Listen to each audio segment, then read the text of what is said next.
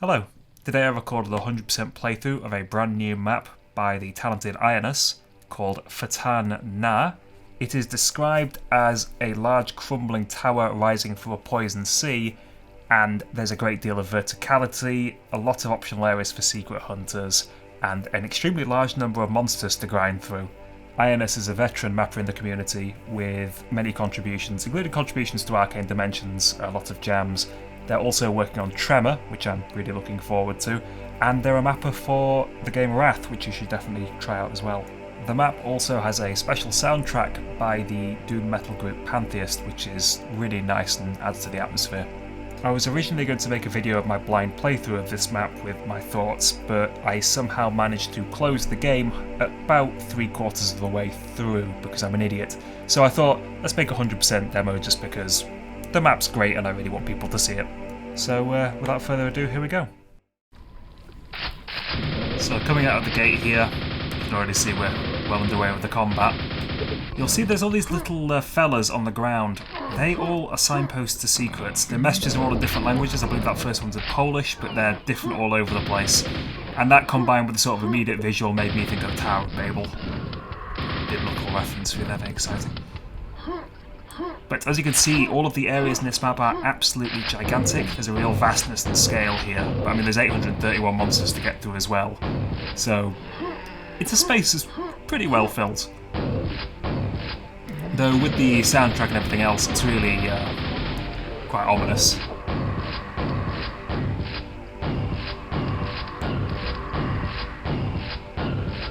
The towers in the distance in particular are, I think, a really nice touch with the combination of that skybox that reminds me of something you'd see like made in, if you remember, Bryce 3D back in the day, or something like a Second Life landmass, which I think is very cute. But it really sells that sort of desolate atmosphere as well. The entire map's surrounded by poison. Do not jump into it, basically. So moving along, here's the first lock-in trap, which works okay, I suppose, but I think an example here is it shows the limitations of the scale when you're working with something this large, because it's symmetrical in terms of you've got 3 knights on either side and everything else, but you can't actually get pressured from the other angle because they get stuck around the corner on the geometry here. Quake's pathfinding is just too primitive to be able to actually get to you. Something at this scale, maybe it would have stood to benefit from having more knights, something like that. I don't know. But then again, you still do have quite a limited contingent of weapons at this point, so don't want to make it too grindy, you know?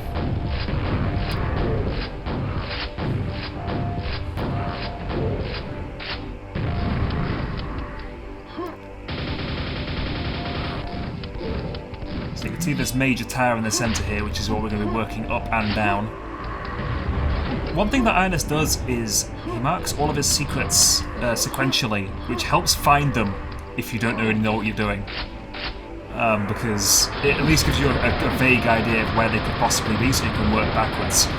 That said, the secret design here is pretty straightforward. There's only one secret where I really could not find it at all, basically, without assistance. There are these quad runs as well. The quad in the secret is nice because it really breaks up the combat here. It takes what would have been, without a quad, it's quite grindy, and it lets you really push quite hard. And a lot of these quads are really difficult to optimise in this map as well. You've got to really push hard with them to get any utility out of them, or to get the absolute most out of them. And it's great, really. It's good fun. That's how a quad should work. The ones later on are a bit harder to use efficiently. There's a bit more risk involved with their use as well. You can see here we've now gone around the side of this large tower, now we're going into the centre. I really like how the map pretty much out of the gate starts giving you the power weapons. I've actually missed a secret here which would have given me a grenade launcher, because I'm going to get one soon anyway. Mainly because I want to go back to that area at some other point when I've got a key, because it's a nested secret, if you will. There's more to do there, I didn't want to waste time. Whether or not it is more efficient to do it this way or not, I don't know. Japanese hint there, that literally just tells you there's something going on with the carving behind you. And this is actually a really cool area as well, because this is a nested secret. Obviously, the poison hurts you, so you can't just swim in it freely. And there's a little hint in, I'm not sure what language it is at the bottom, that tells you there's something in the poison. And that pen is the ideal tool to get in there. So it's rewarding when you find both and you make the connection, oh, I can use this to go for a swim. And it gives you a grenade launcher and it gives you a gold door. This map's really interesting because I would say about half of the monsters and half of the actual map itself is hidden behind those gold doors. They are really substantial to a point where they are kind of like... they could be maps unto themselves, really. On the way here, we've got the super nail guns, so we've already got a really powerful weapon to start clearing stuff out with. There's plenty of ammo, as you can see, which is provided as well. Which is nice, it just gives you that constant sense of momentum. I think that's Hawaiian? I think? That's a language that I didn't recognise immediately, so I think I googled it after the fact. What's that? Cheeky back spawns there. Literal back spawns as well, which is nice.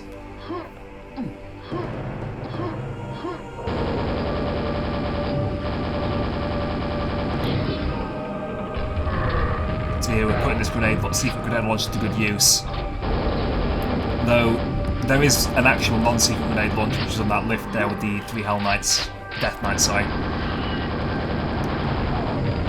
The red buttons that you can shoot, there's only a few of those in the map, but it's nice because they're pretty much, I think, the only red highlights in the entire map. So there's a really nice, clear visual language to this map, which I really appreciate. It uses, I think, the Kuhu texture set with a bunch of modifications. And it's honestly, the amount of textures used is pretty sparing, but they're used in such a way that it's a really nice cohesive sort of feel to it. But the red highlights draw the eye, so it can be used at quite extreme distances for shootables for the secrets. And the reward you get for it, the rocket launcher, is pretty much the workhorse for this weapon. I mean, you have a grenade launcher at this point, but that's fine. This quad is really hard to use well. If you want to use explosives, you know, good luck with the Fiends. I think Copper has changed Fiends again, so they're a lot more unpredictable with their jumping in the latest version, which is great. But if you push really hard with it, you can go down to this really nice little fight here, which I like. It's the 3 power enemies there. You've got the Shambler, the Vor, and the Spawn all together. So you can dispatch them all very quickly. Come down.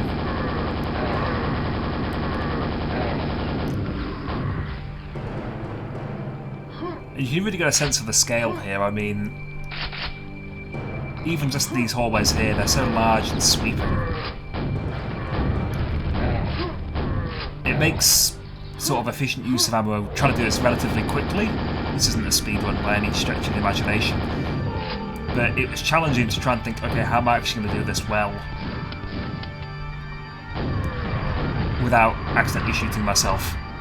There's a huge quantity of wizards, scrags, whatever you want to call them, which are pretty much everywhere, and they are probably the most difficult thing about 100% of this map is making sure you kill all the buggers.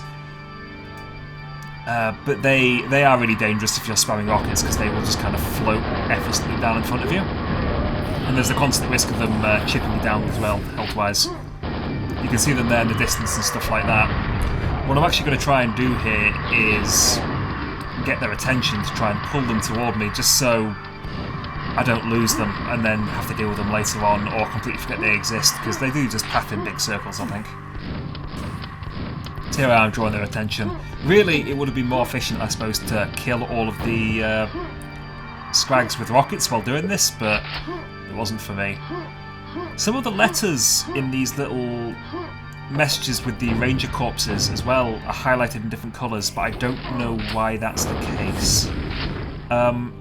Just to spoil it for you, when you get to the end of the map, they all change language back to English. So that's kind of cool. It means that you have an incentive to explore further again, and maybe it fits in with the sort of Tower of Babel feeling of it, you know. And they all give you the hints of where to go, as I said, so they do actually help quite a lot if you don't know where to find things. But you can see here, the effect of me shooting all those guys in the past means they've all kind of blobbed up, which makes them a lot easier to take down with the rockets. Ish. I mean, is it really worth it? Maybe not, but it's fun.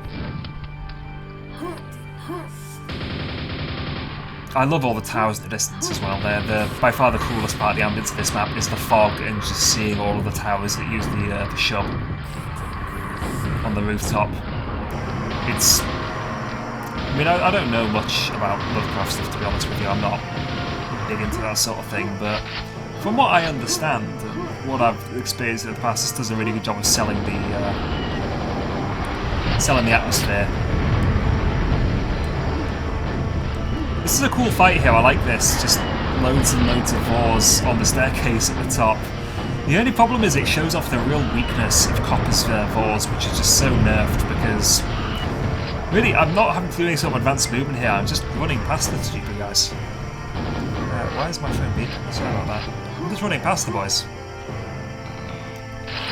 And the reduced turning angle of the projectiles when you kill them means that once they're dead, they're not really a problem. This is a Swedish message, and this is how I found out that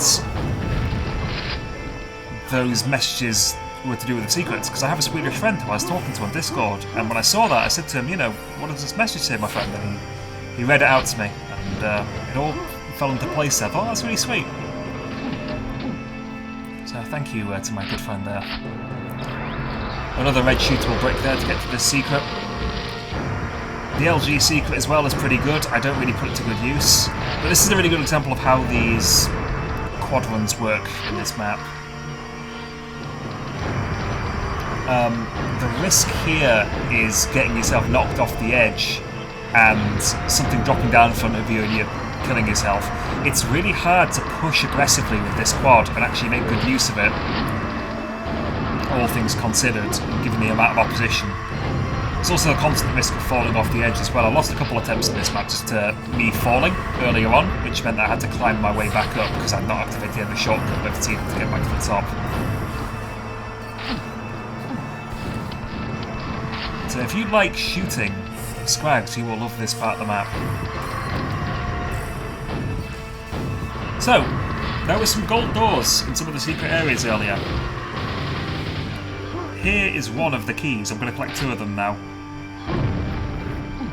That's actually accessible with a ramp jump, but it's a very precise ramp jump. But this is the ramp jump gold key path, if you will, with the spawns here just to make it a little more interesting for you. It is so bold to have so much stuff locked away behind secrets, especially secrets like that, which are relatively tricky to get to, all things considered. You know, it's not... It requires a bit of movement tech at the very least. I can see it becoming quite frustrating for some people if they want it. That Vor down there as well is a very easy one to miss, because I don't know when they back spawn in, but it's so easy just to like not realise they're there and just carry on without them, which is not great when that happens. The constant number of scrags and the verticality of this tower, it makes me think of a Doom map of all things. It makes me think of the Spire, which was a map by Prower from quite a long time ago. It has that sort of giant Caco swarm in that as well. There's hundreds and hundreds of Cacos that harass you as you ascend this giant, well, ascend, it's Doom, so it's not really... You navigate the perimeter of this giant tower. It's a shame that pathfinding is not quite as good in Quake in terms of dealing with all of the... Because obviously there's room over room and stuff like that. It's much easier for things to get trapped. It's unfortunate because it would be really nice if... It's so easy to lose them. This secret here is another gold key. This one is a series of rocket jumps, which is why it gives you that red armor at the bottom there. And you think to yourself, well, you know, I've lost my armour doing that. Well, if you shoot that brick, for some reason it opens this box down here with another red. That secret I could not find. I just I don't know what the tell even is for it really, beyond the fact that I just know it's there now. But you get yourself an extra armor there, and I think there's another drop down here. This one with a shootable wall.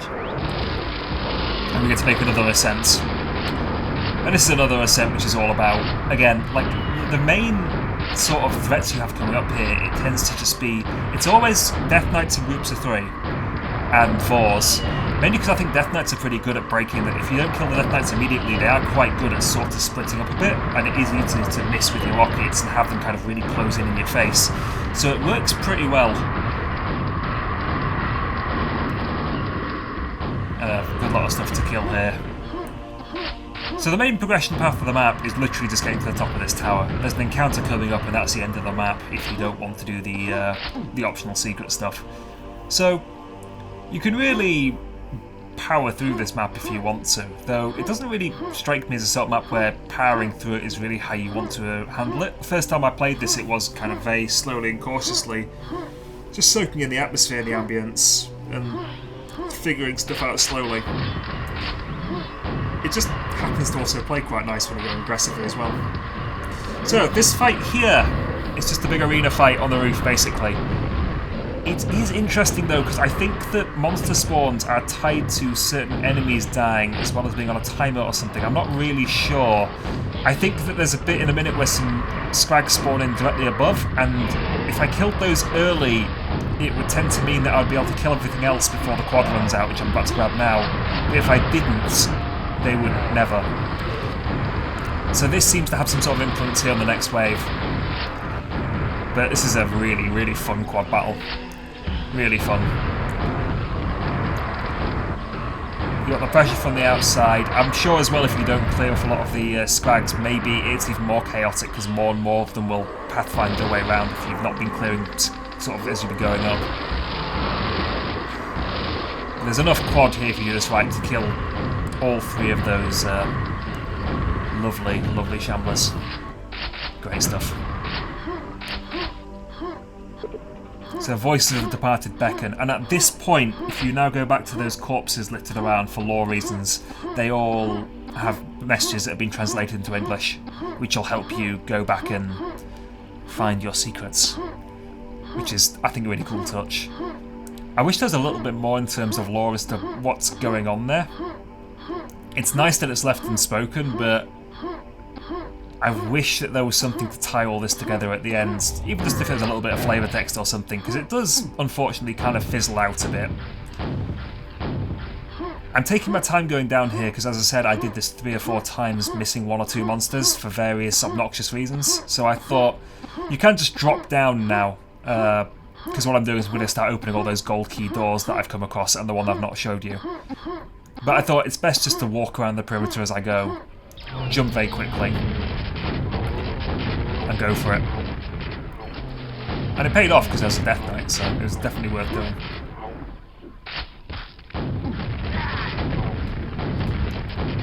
So this section here, first gold key door, which is where we got our grenade launcher initially. A lot of zombies to kill. It's kind of an anti-chamber.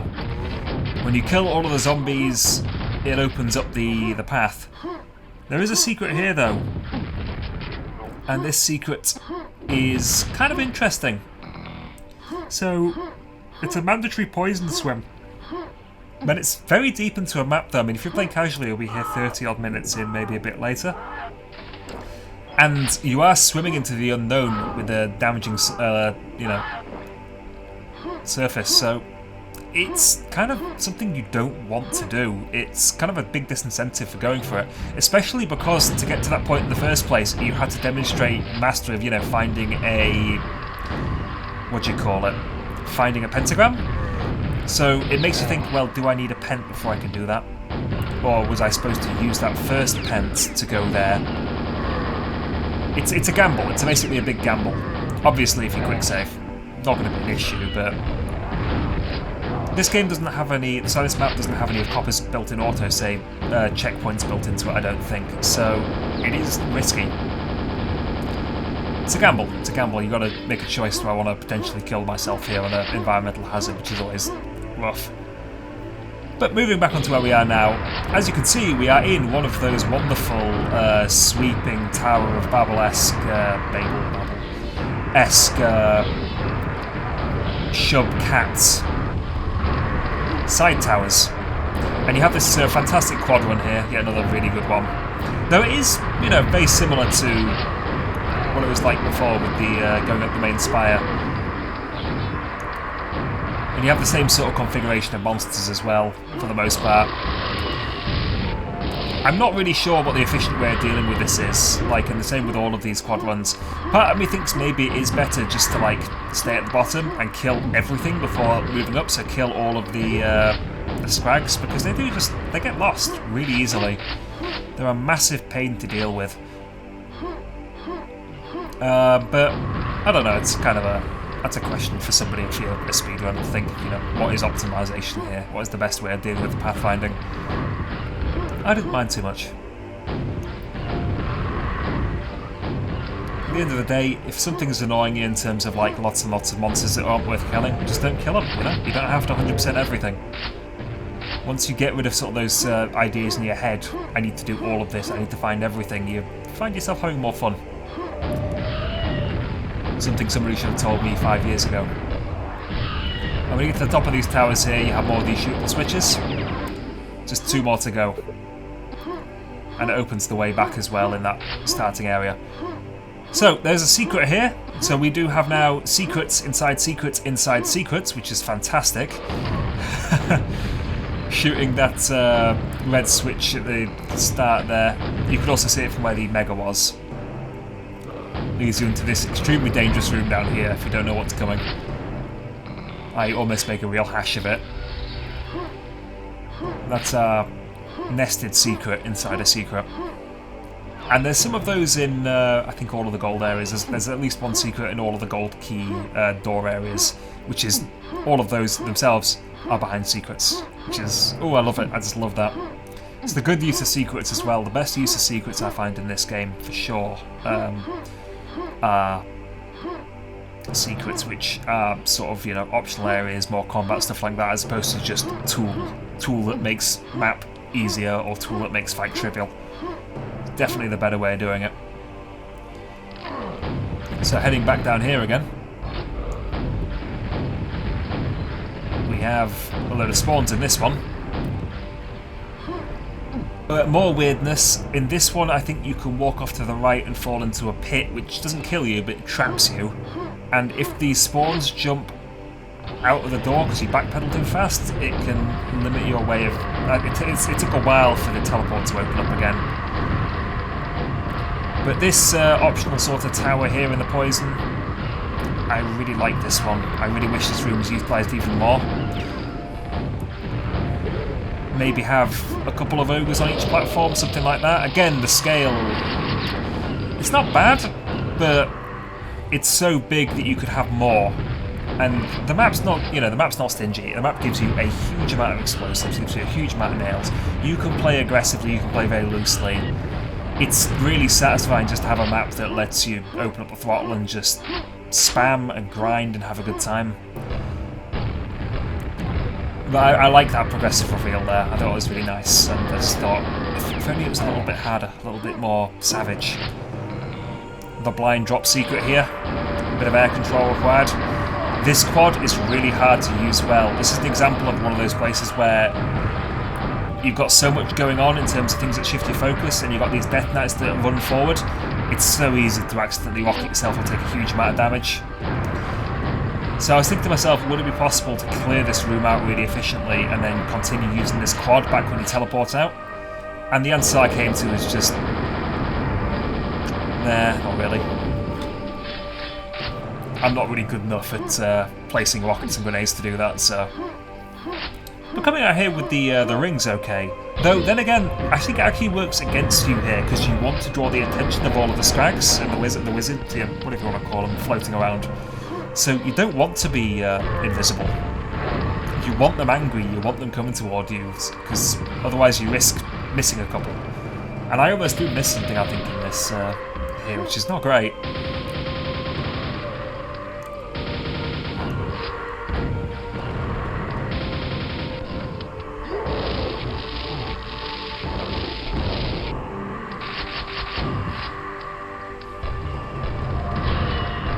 It's so much more efficient to use grenades when you want to kill stuff fast.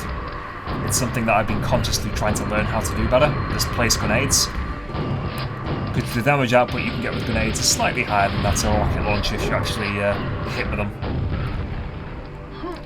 I don't know if it's more efficient, I think it might be, slightly, because of the way splash works on grenades. But at the very least, it's really satisfying just to roll a bunch of grenades at somebody's feet in a crowd. Boom, boom, boom, boom, boom.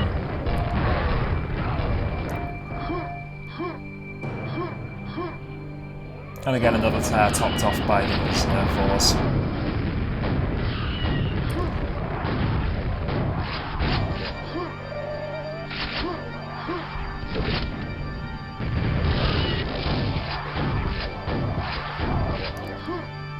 This really is the kind of slaughtery gameplay that it's comforting. It's like comfort. It's comfort gaming, really. It's not particularly challenging in terms of like, you know, it's not hyper precise in its design.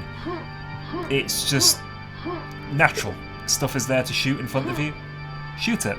Don't make mistakes. Have a good time. I really appreciate that sometimes. Something like Gothic New Movement in Doom, something like that is very similar. Or New Movement. Whatever it's called. Those two. Easier slaughter stuff. Easy things for a boy like me. And this is a secret that I missed earlier on. It's the fourth secret, as you can see, so I've been skipping the sequence. And I didn't come here, this would have been an early grenade launcher, but I thought it's not really worth it. That lip there is perfect for the grenades to come to a stop with those ogres. It happens every single time. Really sympathetic geometry.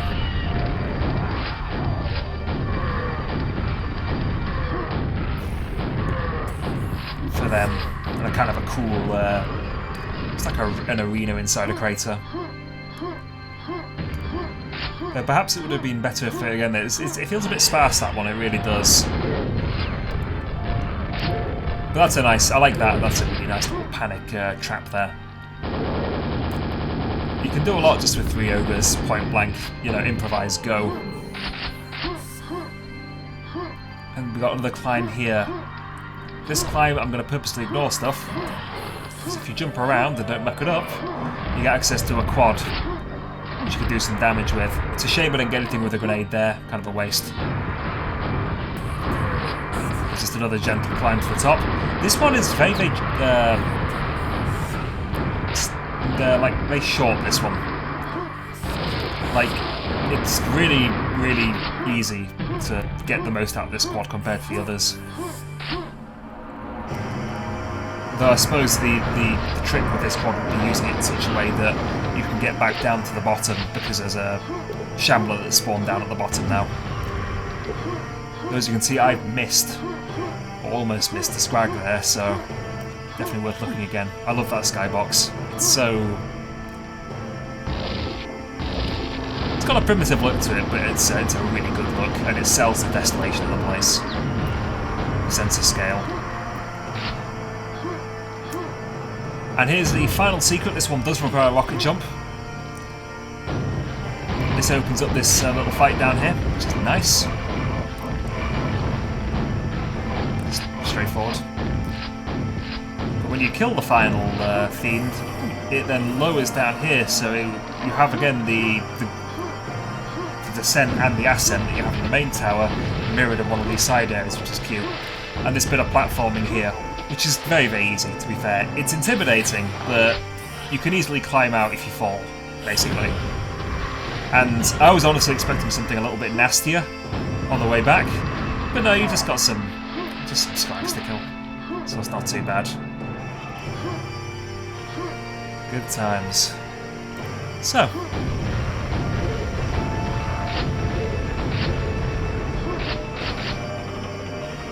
And with that, we now have all 3 of the towers, which did lead to a message at the top there saying that something's waiting for you in the deep. Which, as you can probably imagine, you may have guessed it at this point, it does mean going back to the main area and going right down to the bottom again. And if you look carefully, stuff spawned in, good breadcrumb mapping designer, just to draw your attention on where you need to go subtly. And there's a pent down there and you can swim down. I do want to say that when you go out of some of those teleporters from the secret areas with the gold key and stuff like that, it's kind of disorienting the places it puts you at, the angles it has you coming out at.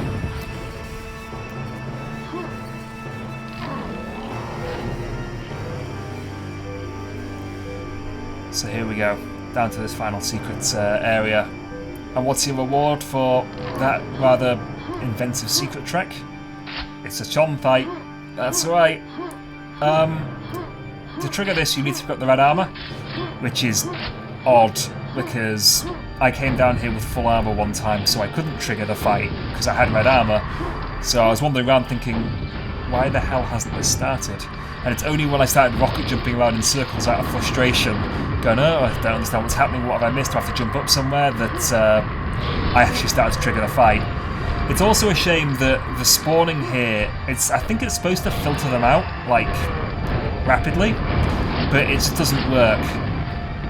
But this arena is a good shape for fighting Chon. You've got a lot of space, you're not going to get hit by his ridiculous splash on the fireballs. If you're careful, you can just do what I'm doing here and just kind of gently dodge around.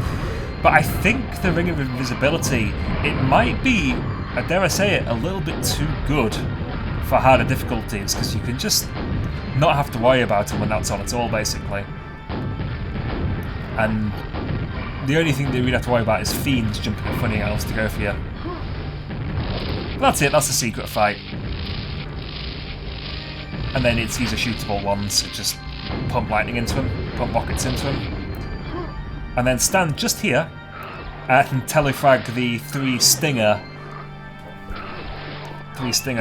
shamblers, who are legitimately dangerous, to be fair, when you've not expecting them. Any sort of stinger to a fight like that is, but you can just telefrag them, which is very satisfying if you know they're coming. So, that's it. I kind of wish there was more of a coda to that, for doing all the work with the secrets, but the end fight and the journey in itself, the journey itself is the reward. That's a really lovely map, though, by Ionis. Fhtagn-Nagh. I hope that's how you say it. Give it a go. It's currently, at the time of me recording this, not available on Slip0 Quadicted, but it might be soon.